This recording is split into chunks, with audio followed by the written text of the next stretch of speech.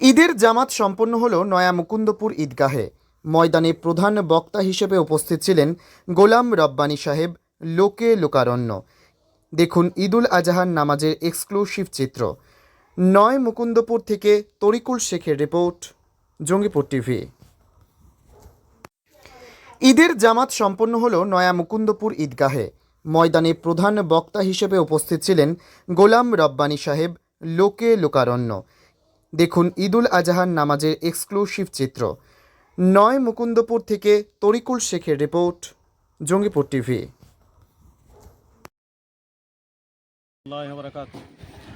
আজকে আমরা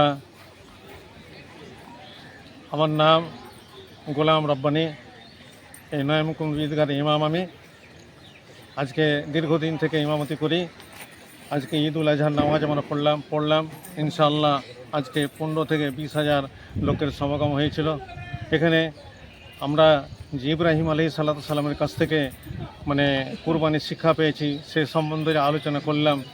আমাদের যেন তার কাছ থেকে তাদের অনুসরণ, তাদের অনুকরণ আমরা করতে পারি এবং আল্লাহ যেন আমাদের কুরবানি কবুল করেন, নামাজ কবুল করেন। আল্লাহ যেন তামাম দুনিয়ার মুসলমানদের জান ও মালের হেফাজত করেন, এই জন্য আমরা ক্ষমা প্রার্থনা করলাম। রব্বানা তাকাব্বাল মিন্না ইন্নাকা আনতাস সামিউল আলিম ওয়া আখিরু দাওয়ানা আনিল হামদুলিল্লাহি রাব্বিল আলামিন। আমিন সুম্মা আমিন। আসসালামু আলাইকুম। আমরা নয় মুকুন্দপুর ঈদগাহ কমিটির পক্ষ থেকে আজকে ঈদুল আজহা সম্পূর্ণ হয়েছে ইনশাআল্লাহ। কুরবানির যে সংক্রান্ত ব্যাপারগুলো, প্রথমত নামাজ যার নাই তার কুরবানি নাই। দ্বিতীয় নম্বর হচ্ছে কুরবানি করার আগে আমাদের পয়সা দেখতে হবে হালাল হারামের ব্যাপারটা। যদি হালাল না থাকে আল্লাহর কাছে গ্রহণযোগ্য হবে না।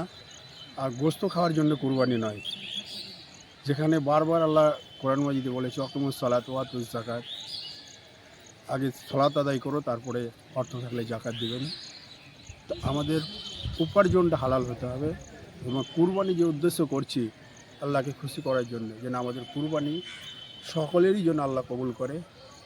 এবং কুরবানির গোশত যেভাবে ইমাম সাহেব আলোচনা করলেন বা বললেন সেইভাবে যেন আমরা ফেসবুকে না দিই। একটা ভ্রাতৃত্ববোধভাবে আমাদেরকে চলাফেরা করতে হবে এবং আমরা যেখানে সেখানে যেন কুরবানি না করি, আমরা যেন একটু আড়াল করে করতে পারি যাতে অন্যান্য ধর্মের লোকেদের আঘাত না লাগে, সেটা আমাদের লক্ষ্য রাখতে হবে। এবং আগামী দিনে যারা আমরা ঈদগাহতে আসছি, যারা বিশৃঙ্খলা সৃষ্টি করে চলে যাচ্ছে বাইরে খুতবা না শুনে, খুতবা শোনা ওয়াজিব, যারা খুতবা শুনবে না তারা গিয়ে ভাববে যে আমরা কুরবানি করে দেবো, তাদের কুরবানি করা যাবে না। এটা আমার কথা নয়, এটা হাদিস। অতএব আমরা যদি সত্যিকারই একজন মোমেন হয়ে থাকতে পারি তাহলে আমাদের আল্লাহর রাস্তে কিছু সময় ইমাম সাহেব যে সমস্ত কথাগুলো বলছেন সেই সমস্ত কথাগুলো আমাদের শোনার ধৈর্য তৌফিক দান করুক আল্লাহ।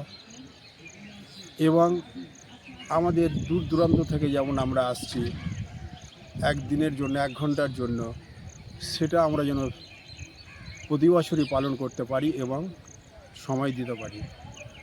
আপনার নাম? আমার নাম মোহাম্মদ খাবির শেখ, বাড়ি? বাড়ি নয় মুকুন্দপুর।